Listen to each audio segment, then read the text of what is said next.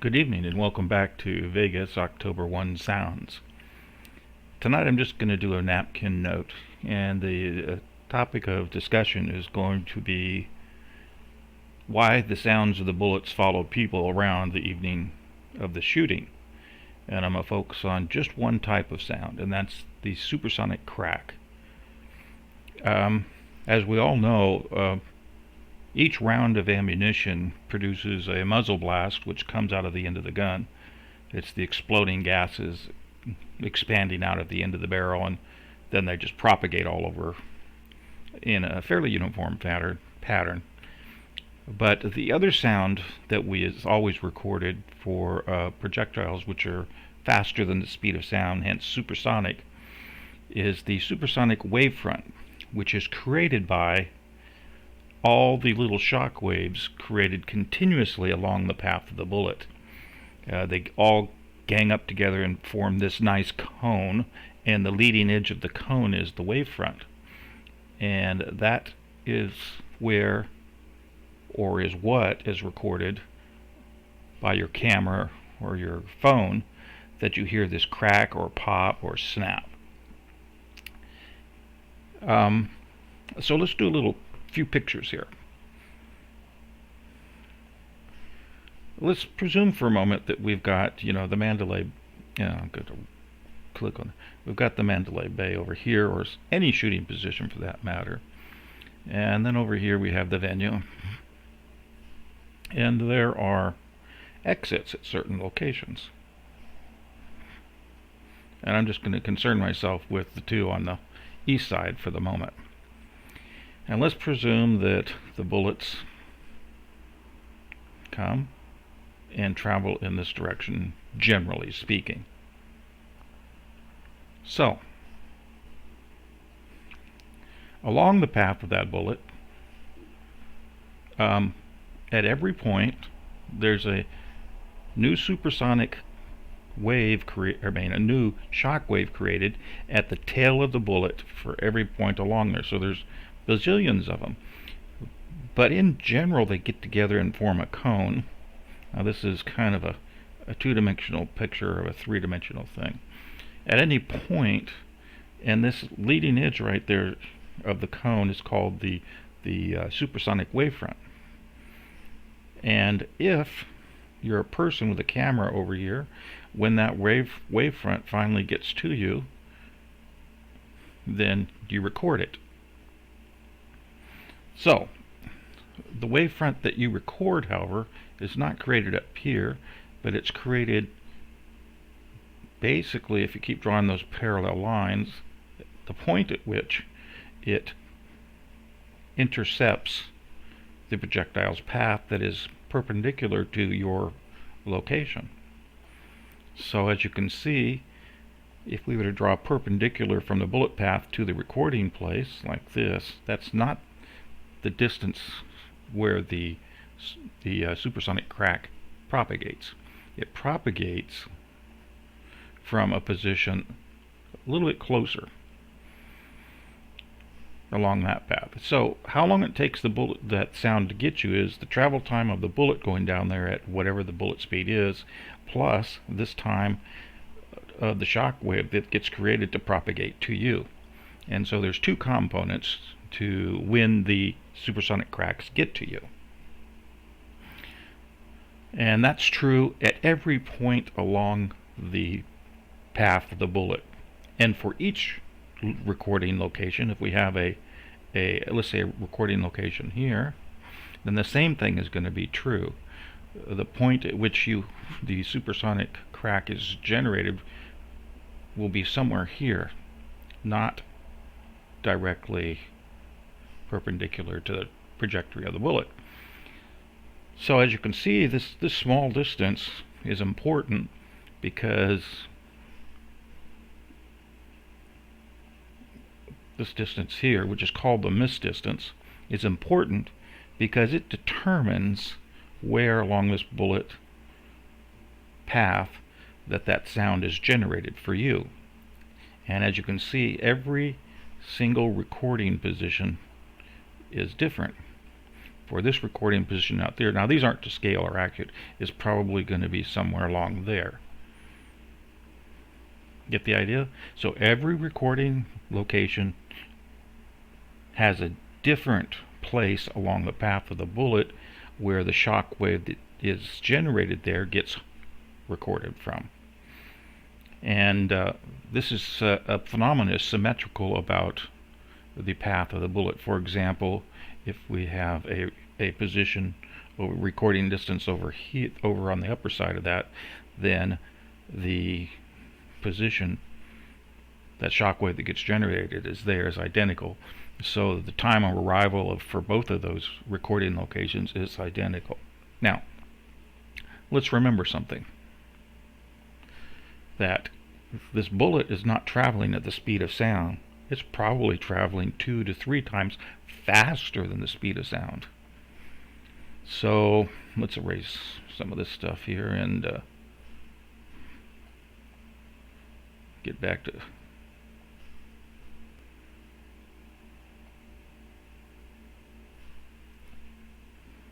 alright. So let's say you're in the venue and you're here somewhere near the stage. Oops, wrong color. Okay, right there. Then, and the bullets are continually firing along this yellow path. And let's say they go only along that yellow path. That's obviously an oversimplification, but you get the idea. So,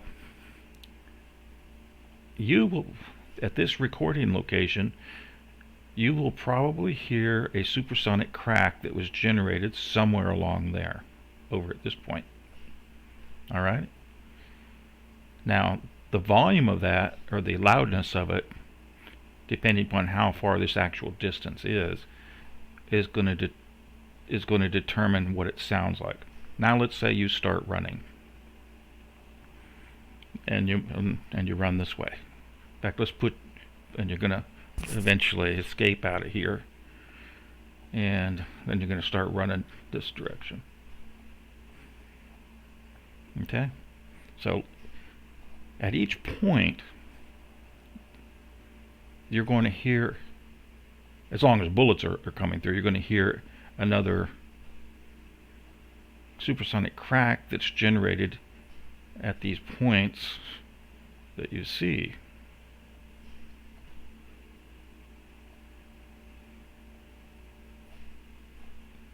Okay, so here's your path, and at every point along the path you hear the supersonic crack of the bullet that was just fired. So to you as the listener, it's like the bullet is right on top of you all the time, and the closer you get to this trajectory, the louder the bullet. But as you can see, the distance between that and that and that and that and that and that and that and that are roughly the same. So no matter where you travel along that path, as long as you're traveling parallel to the bullet, the loudness of the bullet is the same.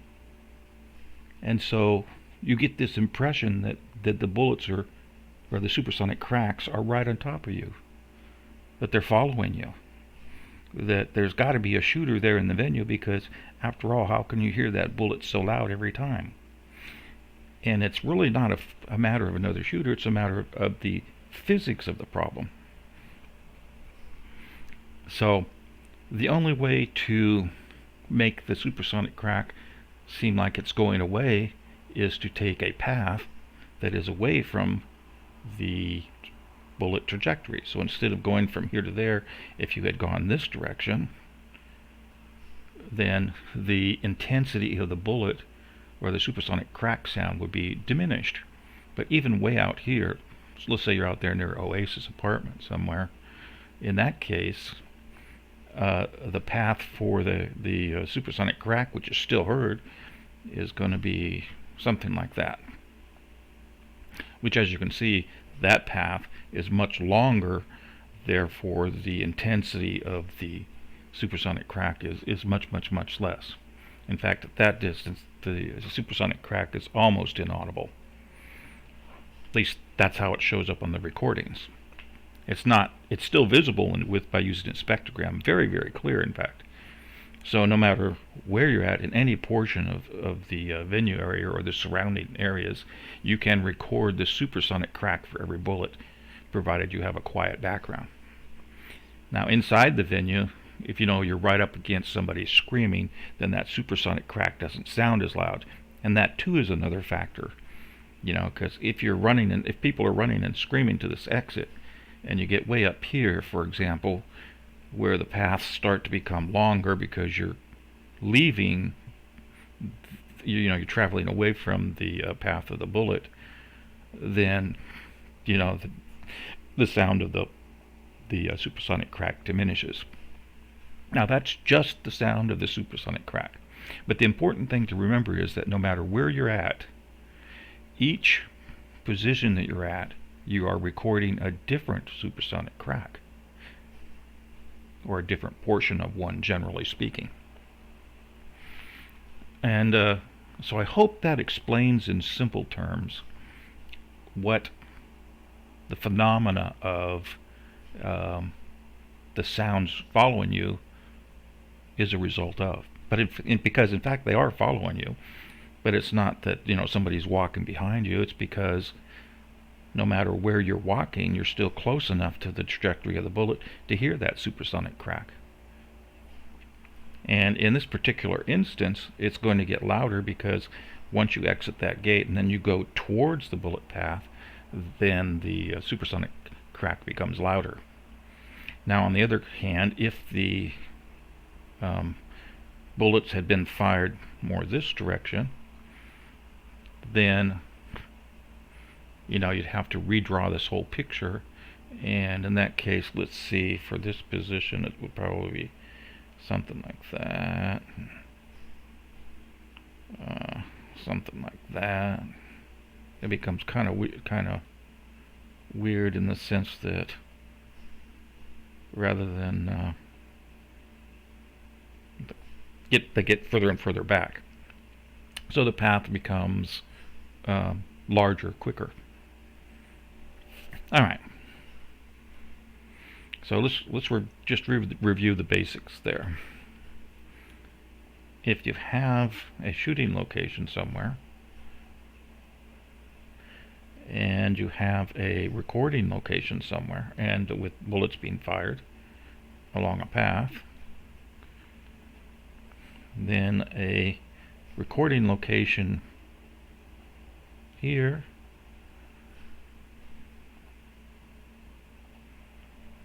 is going to record the sonic shockwave that was generated somewhere up here. Similarly, since it's symmetrical about the travel path of the bullet, a recording position here is going to record a similarly equal thing. So those two are equal recording locations in that they record the same intensity and time of arrival of the supersonic wavefront. And I know they aren't precisely drawn to scale there, but anyway. The further away from the trajectory of the bullet you are,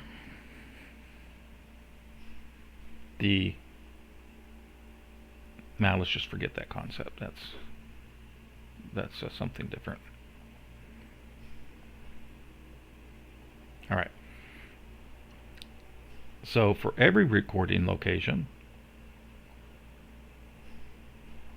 no matter where you're at, you're always going to record a crack, and that crack is going to be the sound that is generated there. So probably generated there. In this case, if the bullet made it out that far, there, and there. And how loud it is a function of the length of this path. Distance from there to there, the distance from there to there.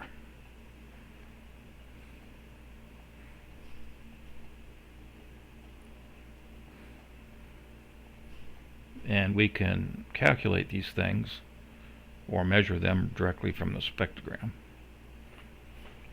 So anyway, the loudest would be this one, because it's the shortest path. It's probably, so these are about the loudest. I'll mark the loudest ones as 1 because the paths are shortest.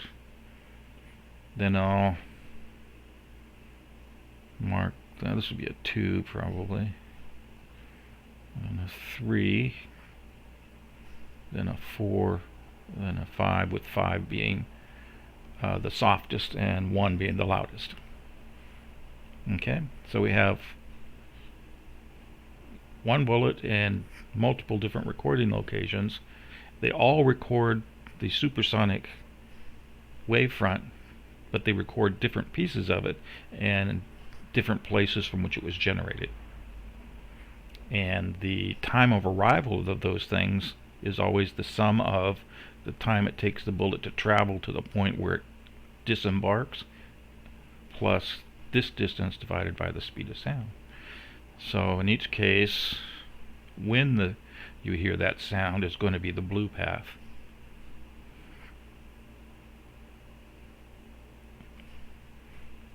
So as you can see, each one is different, and it's got 2 components. One is part A and one is part B.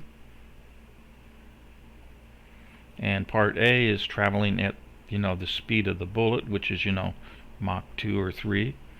So it's traveling, if the speed of sound is 1100 feet per second that night, then it's probably traveling 3300 feet per second. And then once the sound is generated, the supersonic crack is generated, and then it travels at the speed of sound along this path. So you just take the length of that path divided by the speed of sound, add it to this time, which would be this length divided by the speed of the bullet. So I think the inescapable thing here is no matter where you are, as long as you're not too far away, you're going to hear the supersonic crack.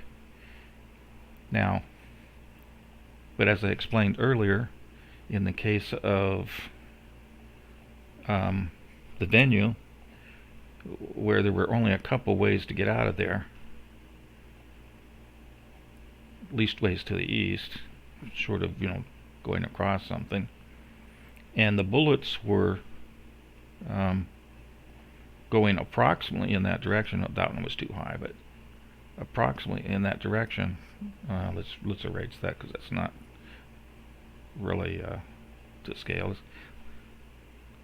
Mandalay Bay is down here, and we get the venue here with exits. I don't know, here and here, let's say, and the bullets being fired roughly in this direction, and with you, the victim, you're running, and you start, pick a spot. I mean, even if it'd be even better if we start here, and we know that there's an exit over there, but we can't get that direction because there's that barrier in, so we have to go this way and then make our way out. And let's say that for some reason that's too crowded and we have to go up to this one, like that. And let's make sure this line, let's make it extend a little further.